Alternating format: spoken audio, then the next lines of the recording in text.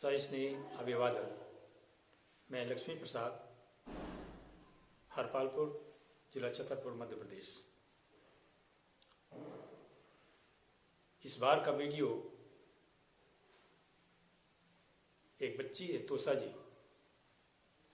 चौधरी, जो देवकी नंदन जी से बहस करती है, प्रश्न पूछते हैं, उनसे बहस नहीं करते और उनके प्रश्नों का उत्तर श्री देवकी नंदन जी देते नहीं है। बड़े प्रसिद्ध कथाकार हैं ये। पूरा नाम लिखते हैं श्री देवकी नंदन ठाकुर जी महाराज। तो ये भागवत के प्रकांड विद्वान मालूम पड़ते हैं।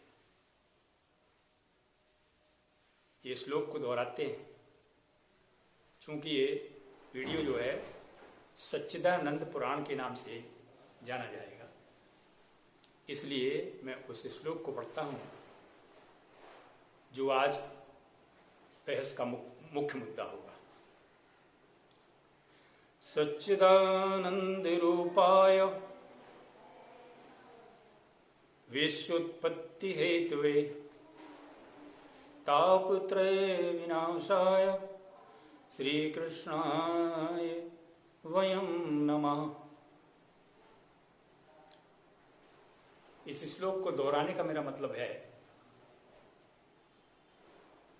कि बच्ची ने जब अपने प्रश्न किए थे तो श्री देवकी नंदन जी ने ये श्लोक उनसे पूछा, इसका अर्थ बताइए, क्या आप इसके बारे में जानते हैं? अगर इसका अर्थ जानते हैं तो आपको सब कुछ समझ में आ जाएगा, आपके प्रश्नों के उत्तर भी मिल जाएंगे। ऐसा कैसे संभव है भाई? बच्ची जो प्रश्न कर रही है उनके प्रश्नों के उत्तर देना चाहिए पहले आपको विनम्रता पूर्वक। तो मैं आता हूं असली मुद्दे पर। बच्ची बहस कर रही थी, प्रश्न पूछ रही कि महाराज जी मुझे ये बताइए कि होलिका दहन में इतनी सारी लकड़ियों का अपव्यय किया जाता है, पर्यावरण भी प्रदूषित होता है, जंगल भूमि का भी विनाश होता है, क्या ये जरूरी है? होलिका दहन करना है, थोड़े में भी कर लीजिए। दूसरा प्रश्न था उसका कि शंकर जी के ऊपर जो दुग्धाभिषेक किया जाता है वो भी कम मात्रा में किया जा सकता है। सैकड़ों लीटर दूध क्यों बहाया जाता है? क्या इसको गरीबों में नहीं दिया जा सकता है? तब ये देवकी नंदन जी ये प्रश्न करते हैं कि शिव कौन है, शिव का अभिषेक क्यों किया जाता है?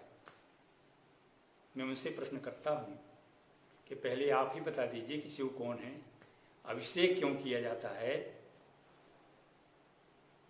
और जो आपने उत्तर ना दे करके ये कि सही है कि गलत है होलिका दहन के ऊपर, इसको तो प्रश्न को बिल्कुल ही टाल गया। तो जी होलिका दहन जो बच्चों के दिमाग में ये बात आई है कि भाई इससे पर्यावरण प्रदूषित होता है, जंगल की भूमि का भी विनाश होता है, महाराज जी थोड़ा सहयोग दे देते आप तो ये प्रश्न में जो समस्याएं उठाई गई थी उनका निराकरण भी बच्चों के मन में आ सकता था कि भाई नहीं जलाना चाहिए। होलिका दहन के लिए अगर jरूरी भी है तो 10-20 पेड़ लगाइए, जब एक आध काट लीजिए। तो वो तो हो ही नहीं रहा, निरंतर वन भूमि का विनाश होता चला जा रहा है। इस श्लोक में जो ये कहा गया है कि सच्चिदानंद रूपाय विश्व उत्पत्ति हेतुवे, इन दो पदों के ऊपर ध्यान दीजिए। पहला सच्चिदानंद रूपाय, अगर व्यास महाराज को ये कहना होता कि सच्चिदानंद घन परमात्मा श्री कृष्ण ही हैं, तो रूपाय शब्द का इस्तेमाल ही ना करते। व्यास जी को पता है कि असली सच्चिदानंद घन कौन है, इसलिए उन्होंने लिख दिया कि सच्चिदानंद रूपाय। आखिरी के चौथी पंक्ति में लिखा है उनने कि श्री कृष्णाय वयम नमः। अगर कोई गलती करता है, अगर सारे समाज को शामिल कर लेता है, तो सारे समाज में बट जाती है थोड़ी बहुत गलती। जैसे आपको पता होना चाहिए कि ये वयम शब्द क्या है। संस्कृत में एक अस्मत् शब्द होता है जिसकी रूप चलते हैं अहम, आवाम, वयम। अहम यानी मैं, आवाम माने हम दोनों, और वयम माने हम सब। व्यास जी ये कह सकते थे कि मैं श्री कृष्ण भगवान को जो है नमस्कार करता हूं, लेकिन चूंकि वो गलती कर रहे हैं, जानबूझ करके कर रहे हैं, आपको भी शामिल कर रहे हैं, कि सच्चिदानंद रूपाय। सच्चिदानंद नहीं है, रूपाय उनका जो है प्रतिकृति है, असली सच्चिदानंद नहीं है। तो तोषा जो पूछती है कि होलिका दहन के मामले में आपकी क्या राय है, तो उसका एक भी उत्तर नहीं दिया। दूसरा प्रश्न दाग दिया कि आप जानते हैं शिव कौन है? अरे महाराज जी, आपको भी पता नहीं है शिव कौन है। अगर आपको पता होता तो क्यों पूछते आप, और पता भी होता तो तत्काल जवाब भी दे देते आप। दूसरा, जब शिव जी को आप कहते हैं कि अभिषेक क्यों किया जाता है, तो आपको यह भी पता नहीं है कि शिव जी का अभिषेक क्यों किया जाता है। ये प्रश्न दोनों आपके लिए मैं अगले वीडियो तक के लिए छोड़ता हूं। आपके उत्तर की मैं प्रतीक्षा करूंगा कि शिव कौन है, अभिषेक क्यों किया जाता है। पहले ये दो प्रश्न हो गए। इसके बाद आप कहते हैं कि कृष्ण भगवान विश्व उत्पत्ति हेतु वे, जगत की उत्पत्ति के कारण स्वरूप हैं, या जगत को उत्पन्न करने वाले हैं। कितना गलत कह रहे हैं आप। अरे देवी दुर्गा ने ब्रह्मा, विष्णु, महेश को अलग अलग कार्यों का बंटवारा कर दिया है। ब्रह्मा रजोगुण प्रधान देवता है, इसलिए वो जगत की उत्पत्ति करेंगे। विष्णु भगवान सतोगुण प्रधान देवता हैं, इसलिए वो जगत का पालन पोषण करेंगे। और शंकर भगवान तमोगुण प्रधान देवता है, इसलिए उनको देवी ने ये कहा कि आप जो है सृष्टि का संहार भी करेंगे। तो भगवान, आपको अगर ये पता नहीं है तो देवी भागवत पुराण को पढ़िए, जहां शंकर भगवान ये निवेदन करते हैं कि हे मां, आपने ब्रह्मा को रजोगुण दे दिया, विष्णु को सतोगुण दे दिया, मुझे तमोगुण क्यों दे दिया? यानी मैं कितना पाप करूंगा? जब सारी सृष्टि का, सारे संसार का नाश करूंगा मैं, तो मैं कितने पाप का भागी होऊंगा। तो दुर्गा कहती है कि भाई ये तो करना ही पड़ेगा। तो ये कितनी बड़ी बात है। लेकिन मैं आपके लिए जब ये काम भी देती हूं तो आपके लिए लंबी उम्र भी देती हूं। लंबी उम्र कितनी? जैसे ब्रह्मा की है 100 वर्ष, तो उससे 7 गुना ज्यादा है विष्णु भगवान की 700 वर्ष, और उससे 7 गुना ज्यादा विष्णु भगवान की है 4900 वर्ष। अब ये उम्र ऐसी होती है इन देवताओं की, जैसे ब्रह्मा का एक दिन है वो 108, जो आपके सतयुग, द्वापर, त्रेता, कलयुग रहते हैं, ये चतुर्युग, 108 चतुर्युग जब व्यतीत हो जाएंगे, जब ब्रह्मा का एक दिन होगा। इसी प्रकार से 108 चतुर्युग जब समाप्त हो जाएंगे, तब ब्रह्मा का जो है एक रात्रि खत्म होगी। इस प्रकार से 216 चतुर्युग के समाप्त होने पर ब्रह्मा का एक दिन रात खत्म होगा। तो ऐसी गणना करेंगे आप तो ब्रह्मा की लगभग जो है 100 वर्ष की आयु है। इसके उपरांत विष्णु भगवान की 700 वर्ष की आयु है और शिव जी की आयु 4900 वर्ष की है। तो ये इनके मन की बात नहीं है कि भाई मैं नहीं करूंगा सृष्टि की उत्पत्ति, सृष्टि की रचना मैं नहीं करूंगा, या भगवान कृष्ण कहते हैं, भगवान विष्णु कहते हैं कि सृष्टि का पालन पोषण मैं नहीं करूंगा या संहार करना मैं नहीं करूंगा, शंकर कहते हैं। तो इनके बस की बात नहीं है। इनके ऊपर काम डाला गया है, जबरदस्ती दिया गया है इनको। आप लोग जो मैंने शुरुआत में आपको बताया तो पहले वीडियो में सबसे बड़ा गधा कौन है, ध्यान आ रहा है आपको? सबसे बड़ा गधा कौन है? तो मैंने इसकी व्याख्या करते हुए बताया था कि गा यानी गुरुता, भारवार या वजन वाला, धा यानी धारण करने वाला, जो बदन को धारण करने वाला है वो गधा है। और लास्ट में मैंने कहा था कि सबसे बड़ा गधा आपका त्रिलोकी नाथ है, जो तीनों लोकों का भार धारण किए हुए है। अब इसमें भी फर्क समझ लीजिए आप।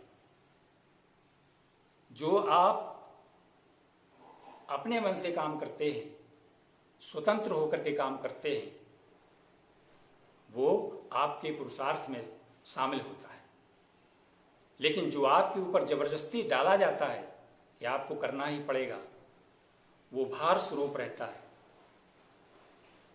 जैसे गधे के ऊपर भार लाद दिया और पीछे से कुम्हार लकड़ी भी चलाता जाता है और गधे को चलना ही पड़ता है। तो उसी प्रकार से हमारे इन तीनों देवताओं को अपने अपने कामों को करना ही पड़ेगा।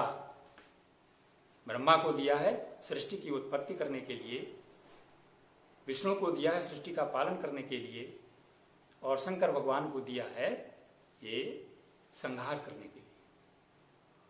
तो इसमें संतुलन बनाए रखने के लिए ये तीनों देवता निरंतर लगे रहते हैं अपने अपने काम में।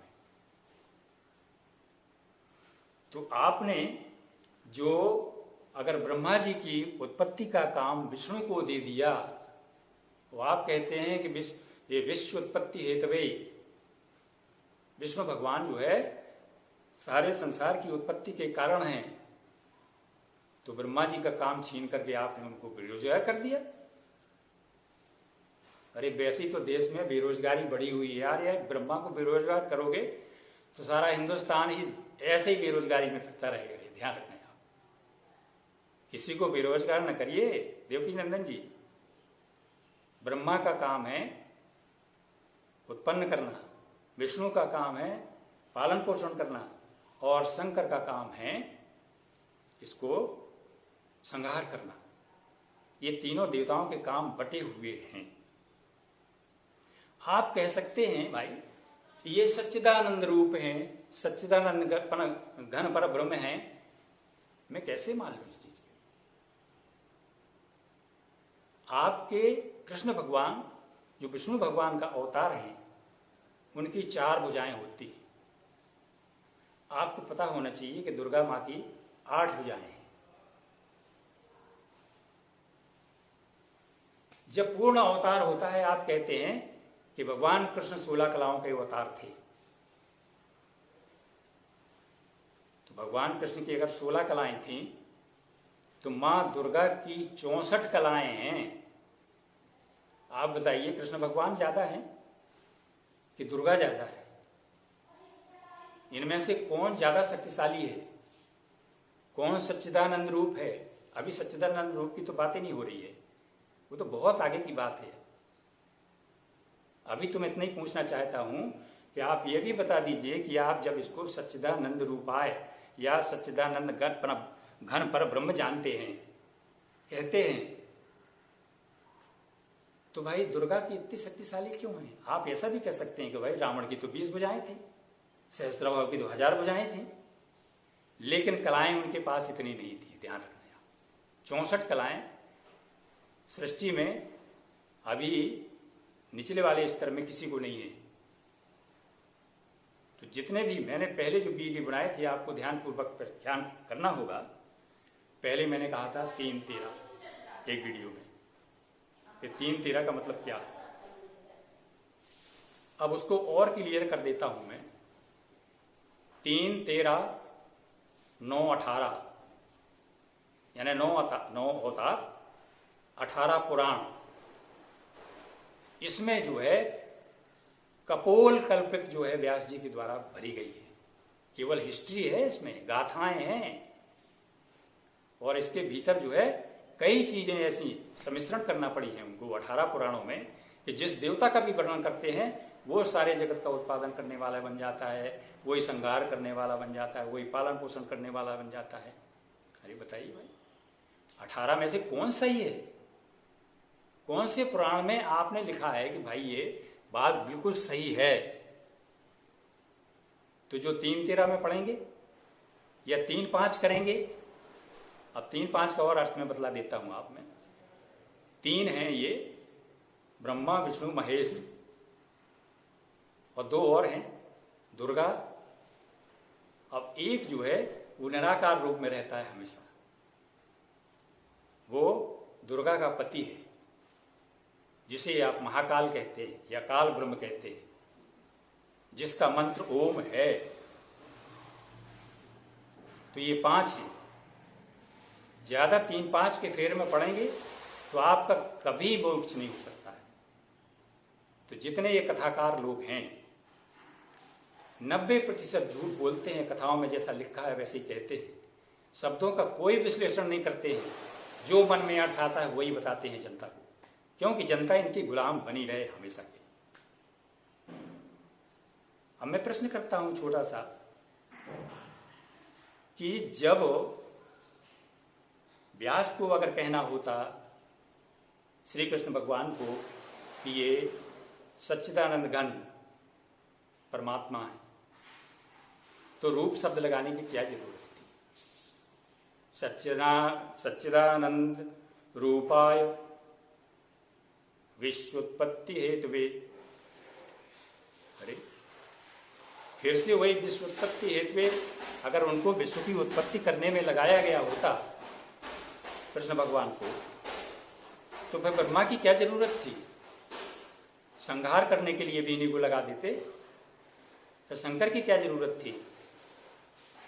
अरे जैसे मंत्रियों के विभागों का कार्यों का बंटवारा रहता है, उसी प्रकार से दुर्गा भी किसी के वशीभूत है, वो भी जो है किसी की आज्ञा का पालन करती है, उसको विवश होकर के इनको ये काम सौंपना पड़ता है। तो पंडित जी आपको अगर सही पता हो इस चीज का कि शंकर कौन है और इनका अभिषेक क्यों किया जाता है, तो आप सही सही अगले वीडियो तक बताएंगे, अन्यथा अगले वीडियो में खुद बताऊंगा कि शंकर जी कौन है और इनका अभिषेक क्यों किया जाता है। और इतनी जो गैरत भरी बातें, बेगैरत बातें आप कर रहे हैं कि हमारी इच्छा है कि हम 100 किलो दूध चलाएंगे, 100 क्विंटल दूध चलाएंगे। अरे पहले 2-4 गैया भी पाल करके देखो, उनका गोबर उठाना शुरू करो, मूत्र पेशाब साफ करना शुरू करो, उनके लिए कटिया करो, उनके लिए सानी बनाओ, दूध लगाओ, फिर जितना मन चाहो उतना दूध चढ़ा लो। क्या हमारी मेहनत के ऊपर तुम ये कह रहे हो कि हम 100 क्विंटल भी दूध चढ़ा सकते हैं? केवल आपने ये धंधा अपना लिया है झूठे चोचले बगड़ाने के लिए कि हम जो है सबसे बड़े भक्त हैं कृष्ण के। सवाल ही नहीं उठता। जब तक आप जनता की सेवा नहीं हो सकते हैं, गरीब की सेवा नहीं कर सकते हैं, तब तक आप उस परमेश्वर की धूल भी नहीं पा सकते हैं, चाहे कितनी राधे राधे करिए आप, क्योंकि आपको पता ही नहीं है कि सच्चिदानंद कौन है। इसी सच्चिदानंद रूपाय में लटके रहेंगे आप। तो मेरा कहने का मतलब यह है कि जो पुराणों में लिखा हुआ है उसका सही विश्लेषण करिए, क्योंकि आपको संधि विच्छेद करके हर शब्द का अर्थ करना नहीं आता है। जैसे गीता में 18वें अध्याय के अंत में भगवान कृष्ण कहते हैं, सुता कहते हैं वो कि सर्वधर्मान परित्यज्य माम एकम शरणम ब्रज। तो सारी दुनिया ये अर्थ करती है, सारे सारे विद्वान ये अर्थ करते हैं कि सारे धर्मों को छोड़ करके मेरी शरण में आ। तो ब्रज माने तो होता है जाना, फिर आ क्यों कह रहे हैं? जब श्री कृष्ण भगवान की शरण में अर्जुन दूसरे अध्याय के 7वें श्लोक में कहता है कि मैं आपका शिष्य हूं और आपकी शरण हूं, तो फिर कृष्ण भगवान को लास्ट में क्यों कहने की जरूरत पड़ती है कि मेरी शरण में आ? ये गलत है। वो कहते हैं अन्वय आप करिए, अर्थ करने के पहले सर्वधर्मान परित्यज्य माम, मैंने अभी तक जो तेरे लिए सारे धर्म बताए हैं उनको सबको छोड़ दे, अब एकम शरणम ब्रज, उस एक की शरण में जा। तो कृष्ण पूछता है किम तद ब्रह्म, वह ब्रह्म कौन है? तब फिर कृष्ण वो कहते हैं कृष्ण भगवान कि वो परम अक्षर ब्रह्म है। इसका ब्यौरा मैं अगले उसमें दूंगा। धन्यवाद। आपको अगर ये वीडियो पसंद आया है तो लाइक करिए, शेयर करिए और चैनल को भी सब्सक्राइब करें।